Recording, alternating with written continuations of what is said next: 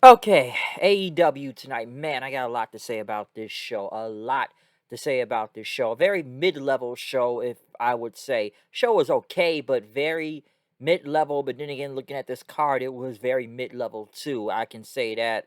Also, where are they in Pittsburgh tonight? If I'm not mistaken, I know they had a graphic to kick off the show. Of course, of the death of Bobby Eaton that happened last week and whatnot.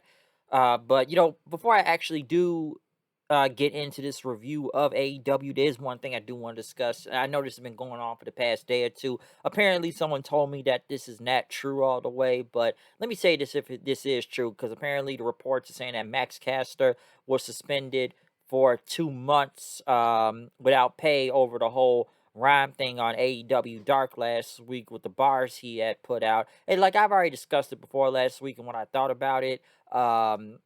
Listen, they were not the best of rhymes. I get that and everything, but you're really going to suspend this guy for 2 months if true. Let me say this right now. Tony Khan is a very big pussy if he did that, okay? Like, dude, did you just give in to the cancel culture mob and idiots out there that complain about this? Listen, it was not the best of rhymes. I've already discussed this before. The Simone Biles thing, you can give a take on that. The rape joke, even though I don't think nobody really know who Duke Lacrosse even was, you're not gonna get away with a rape joke. We already know that. And as for the whole what up Julia Hart thing, like apparently what pussy smell like doo water and whatnot. That was actually funny. And then again, he didn't even say it all the way. So I don't know why people complain and say, she's only 19, she's only 19. Okay, and what's the point? She's over.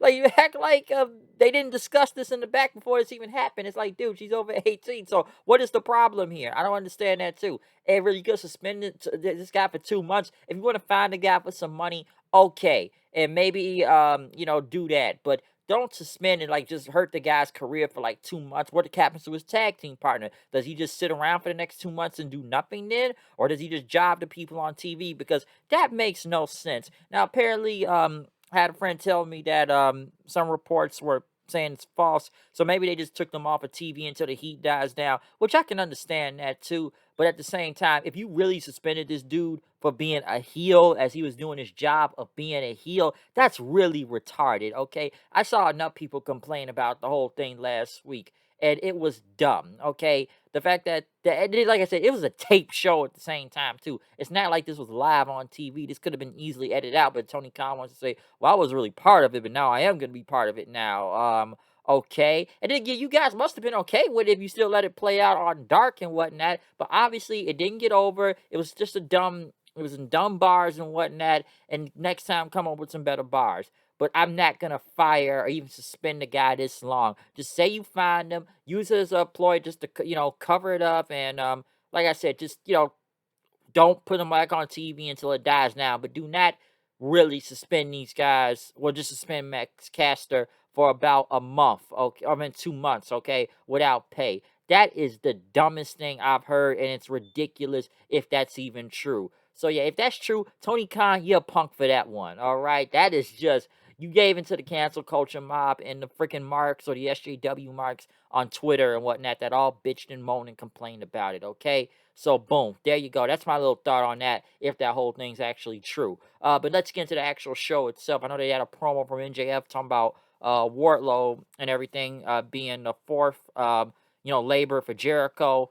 And if Jericho can get past this Titan and whatnot, we'll see if he can make it to him and everything. But we do kick off the show with the Elite, of course, the Elite, the YouTube theme song and whatnot. They came out, Omega and the Young Bucks.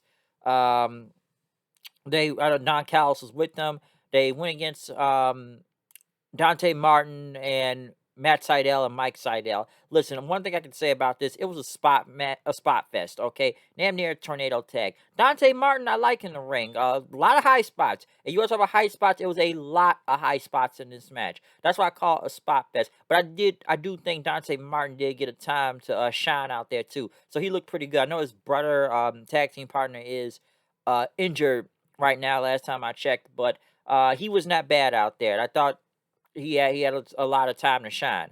But this was basically it was a spot fest, okay? And when it's a tag match, nobody really enforced the rules when it comes to tag matches nowadays with the referees. So yeah, it's just gonna spot fest, no selling, no selling. That's what it basically is, okay? But of course the Elite get the win. What was it, the V trigger or triple V trigger or BTE V trigger and one wing angel, or it went the other way around, and that was it. Don Callis started to come to the ring then. He was about to say something, but next thing you know, Christian came out. So look at this Stanford stooge and whatnot. Christian came out with the Jurassic Express with him. Callis says, "Why are you out here? You must be very happy that you're getting your title shot in Chicago and whatnot at All Out." And basically, that's when the CM Punk chants start coming in. But he talked Christian, a ring general and a great wrestler and whatnot. He got one of the best finishing moves ever. But Kenny can't wait to kick out of it and whatnot. As Callis, basically kept talking about him, and you're not gonna wrestle him in Pittsburgh. Christian basically called Callis a carny piece of shit, and that you're a carny jagoff and whatnot. But he is here, talked about he will have his match at All Out for the AEW World Title. But then also he was talking about Tony Khan and Scott D'Amore, talking about this Friday on Rampage. He will face Kenny Omega again. Well, this Friday for the Impact World Title at Rampage on when they debut. Rampage this Friday on TNT. But as Christian's music hit in, basically the Jungle Express, they were out there with him, saying they're getting their tag title shot next week in Houston. So get ready for that. Okay, there's a lot to say about this segment, okay? Looks like the people are not really digging, even people I know not really digging Christian getting the title shot at All Out, especially for the main event and whatnot. And even the Impact one doesn't really make a lot of sense either. Okay, so you're doing this match right out the blue. And I get it's just to promote Rampage. You want to get people to watch it and everything, but come on. And listen, Christian, I know he was in TNA many, many years ago. Okay, I remember it very well. But Christian has not been in TNA since 2009 and whatnot.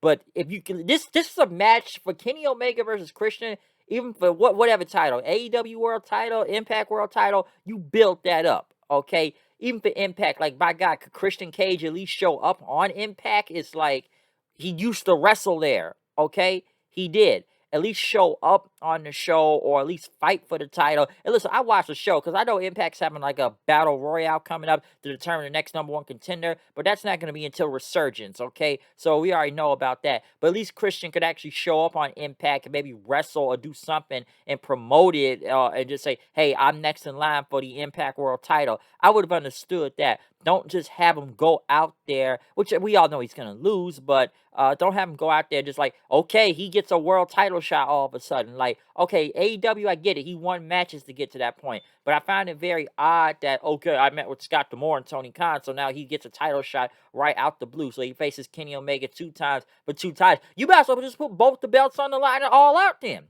Let's put the AEW World title and the Impact World title at the same time. At All Out. That would have made more sense. Or in fact, if you wanted to build Christian and Kenny Omega for the world title or the Impact World title, that's a match you book for Bound for Glory, okay? That's something you book for a very big pay-per-view. Even Slammiversary, I know Slammiversary already passed, but that's something you book for that. Don't put it randomly on Rampage on Friday.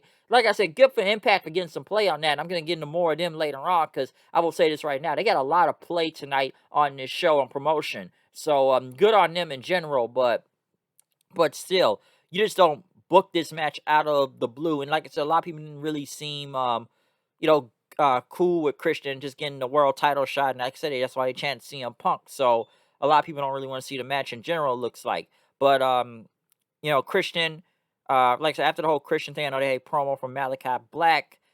Basically talk about Cody. He's got one foot in the grave already. They say he did everything he said he was going to do, and he's going to put to bed the narrative that the truth, it speaks fool and whatnot, and that, you're arguing with a god, which is kind of funny now. They said Cody's not going to be here, but then they start plugging his new reality show. So, yeah, you basically told me he's going to film his new reality show for a minute, even though it's probably already taped and whatnot, but he's going to do his reality show, then he'll be back on TV and whatnot.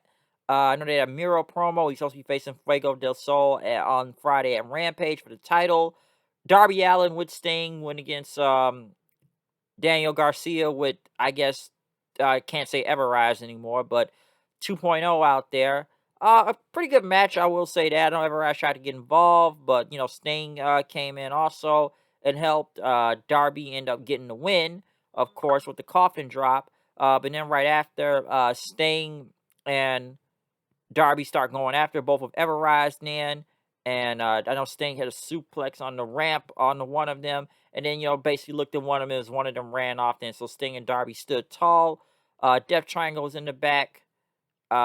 Basically Pac told him that, Andrade, I don't know why he's so obsessed with us and whatnot, obsessed over and everything, that you just focus on your own thing. Why are you so focused with the Death Triangle? Okay.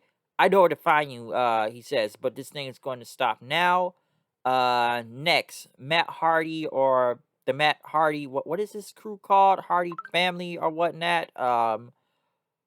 Or something. Basically, Matt Hardy and Private Party. And by God, I didn't know how many people Matt Hardy even has in his crew. He's got Angelico, Jack Evans, the Blade, the Bunny. I don't know where the Butcher is. Why? Who is all in this? I want to say Job Squad now because like all these guys do is lose. But it was Matt Hardy and Private Party versus Orange Cassidy, Wheeler Yuta, and Chucky T. Honestly, this match went on way too long that I saw CM Punk chance, and it wasn't even a really good match in general. It was very overbooked too. A lot of run-in. Well, I was a run-in from Nyla Rose, but too many people involved in this match. A lot of somewhat interferences also involved. It looked like the match was just all over the place. Listen, my co-host hated this match, given, okay, we're going to kick it off with Matt Hardy and Orange Cassidy, and Cassidy's going to, put Matt's hands in his own pockets after doing the delete chants and whatnot. So I know people aren't going to like that, or just doing the shin kick thing with the Private Party in general. This was just all over the place, okay? It really was. This match, it went too long. It really wasn't that good. And Matt Hardy got the win with the twist of fate, but where does Matt Hardy and his crew really go on? Because I don't know where they're going. And even, my friend Steven said this night, where's Private Party really gone ever since they've been teaming with Matt Hardy? It looks like they've even gone lower than they were before. Before they were even with Matt Hardy. So where have they really gone with Matt Hardy? Where have they gone? Okay, because it's not much I can say about this match. And yeah, like I said, I've been talking to people all night about this, but Steven says, Matt's apparently having another kid and whatnot. Good for him. He just had 2-3 weeks ago. Good on him. It's still fuck Rebby at the end of the day. I'm sure a lot of people would agree on that, but good for Matt Hardy though. But still, this match went on way too long and it got ridiculous at several times to the point, where is this going? And is Matt Hardy really getting a push from this? Because I have no idea. I got no idea where this is going. Andrade had an interview calling Pac ungrateful and whatnot. Chavo basically, told, basically said everything Andrade said. And that, telling Pac he should be careful what he wishes for. Because now it's going to be Pac versus Andrade at All Out. So, we'll see where that match goes. Don't know what's going to happen. But that probably should be a really good match. That's some match that a lot of people will want to see in this. That's a match I'll be looking forward to. Pac versus Andrade. That's going to be good. Real good. I know they had a video package with FTR and LAX there. Basically talk about what happened with FTR and the injury and whatnot, that they're going to be coming for blood. Chris Statlander when he gets Nyla Rose, even though Chris Statlander was knocked down by Nyla Rose earlier. Statlander still won this match. I don't know why we have Vicky screaming through this match, but Statlander won with a big power bomb and a big 450 splash onto Nyla Rose. This match was literally 4 minutes. Basically the women at the death spot right here. So I'm saying this match could have used a little bit more time and whatnot. But then again, this is a Nyla Rose match. Give it more time, it's going to get more botches and look like a botch fest out there. But Statlander won in 4 minutes and whatnot. The Young Bucks playing basketball again. Dude, you guys did Space Jam, little Space Jam parody already. It's done now. But Bucks, what did I say about the Bucks? They cut the promo, and then Jungle Express came in and knocked the basketball out their hands and whatnot. Britt Baker, who was super over right here. Of course, this is her hometown. This is Pittsburgh and whatnot. She is basically a face. Everybody's got the towels out there, the black and gold, the Pittsburgh's penguin joke. I know a lot of people say fuck Pittsburgh tonight. We're also representing them. I don't even want to say Undisputed Era colors, but you know where I'm going with that. But big NMD chants, and Baker said she's the face of this division, and that, she's fearless and whatnot. And even when this city saw a lot of dark and whatnot, it's been a difficult year for everybody. She held up that title, and that's a symbol of hope. So yeah, basically, she's the biggest face out there at Red Velvet. You may have a chance in the other city, but not in Britsburg right here. So yeah, Baker's the heel, but she's basically super face right here tonight. And now she's gonna drag her to the deep water this Friday in the main event at AEW Dark, and she will still be the champion. And Red Velvet ended up attacking from behind. There was a little bit of a brawl, and they ended up breaking it up then. Uh, Next, though, Impact World title on Impact Tag Team titles on the line. Good Brothers versus the Dark Order. Scott D'Amore actually on commentary from Impact also. So yeah, he was really promoting excuse me, promoting a lot of Impact. Like I said, Impact got a lot of play here tonight. Even Brian Hebner was the referee, for this tag team title match and whatnot. So Impact getting a lot of promotion on here tonight. But, with, Scott D'Amore on commentary, and even Kazarian, who was on Impact last week, ended up getting rid of, you know, Brandon Cutler out there. Like I said, with this tag match, it wasn't that bad, but come on, we all knew the Good Brothers were winning and whatnot. Given that, like I said before, I said this last week, but I had to wait a day. Violent by Design and are still getting a rematch for the tag title, so I knew the Dark Order wasn't going to win. The match was not that bad, though. The finish with the throwing the title belt in as a distraction was whatever, but Good Brothers still retain the title. So, like I said, Impact got a lot of play on this show tonight. Um, I know they had a video promo from Camille promoting for the whole NWA Women's Championship against Layla Hirsch. So get ready for that. Probably the worst segment of the night next. QT Marshall. Even people said QT Marshall got more TV time than the women tonight. Why is this bowling shirt goofball Homer Simpson wannabe on my TV right now? So now he's beating up, going against Tony Schiavone again. And now, he wants an apology and whatnot. And, he said he would apologize to Schiavone at the protein shake. But then, they grabbed Tony Schiavone's son from the front crowd and start punching him in. And Tony, all right, I'm sorry, you son of a bitch. And then next, they hit a diamond cutter onto Tony's son. And then next, Big Show, who got somewhat of a decent pop. I'm sorry, Paul White came out and he hit a choke slam onto Solo, Agogo, Camarato, Solo, Agogo, Camarato. I'm sure you know where I got that from, because that's a funny chanto. So, yeah, Big Show hit a big choke slam. But once again, why is QT on my TV? I don't even know why he's even on TV. It's QT, okay? I know they promoted matches for next week. Sting will wrestle next week against, him and Darby versus Everrise in a tornado tag. But then again, as my co-hosts usually say, damn near every tag match is a tornado tag match on this show, okay? But in the main event, though, Chris Jericho went against Wardlow. Not a bad match, okay? The main event was pretty good. Of course, MJF got involved since he wasn't ringside. He tried to get in, even putting the brass knucks and whatnot, but Aubrey ended up seeing it and ended up getting rid of. She got rid of MJF, and as yeah, he tried to put the dynamite diamond in there and whatnot. But Jericho ended up getting his baseball bat Floyd. He hit Wardlow with it in the Judas effect for the win. So at least Wardlow was protected right here. But as Jericho won, Spears came out and attacked in. Sammy Guevara ended up coming out for help, but Wardlow stopped him. MJF put his arm bar in until Jake Hager came out. Once again, why didn't Hager and Sammy just walk out together, though? That would have been a smarter idea, but they had to come out separately, though, at the same time. But MJF said, yeah, you got to the fifth labor, but you don't know what the stipulations are. And, the move that'll save you, the Judas effect. You can't use your finisher. And you can't have your music. I don't know what not having your music is going to do to him. Like, so what? Are the people just going to sing a cappella next week to Judas and whatnot?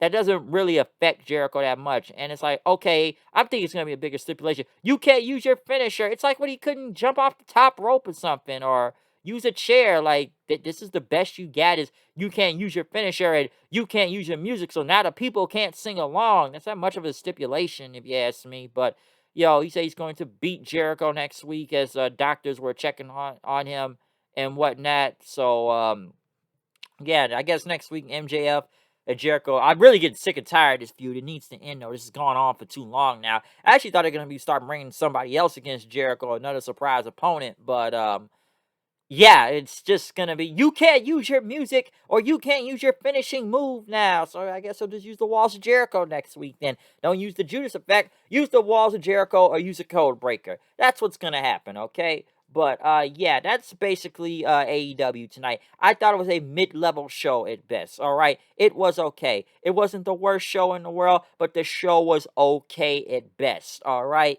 So yeah, that's AEW for you tonight. And honestly, I want to see what's going to happen on Impact tomorrow night also, because I'm sure there's going to be a lot of things to explain, given this whole world title situation also, of how Christian just gets it out of the blue and whatnot for Rampage on Friday. But then again, it's like I said, it's a battle royale. We'll see what happens tomorrow night on that show and everything. And even with, y'all say this also with Gallows and Anderson, aren't they supposed to be on a damn New Japan show in America this Saturday and whatnot? A Resurgence. I know they've been promoting that for a while. Don't they get the U.S. title on the line? We'll get to that later on. I'm sure we'll hear more about that tomorrow night, too. Like I said, it's a lot of wrestling going on this week, but this show was okay at best, okay? It was okay, all right?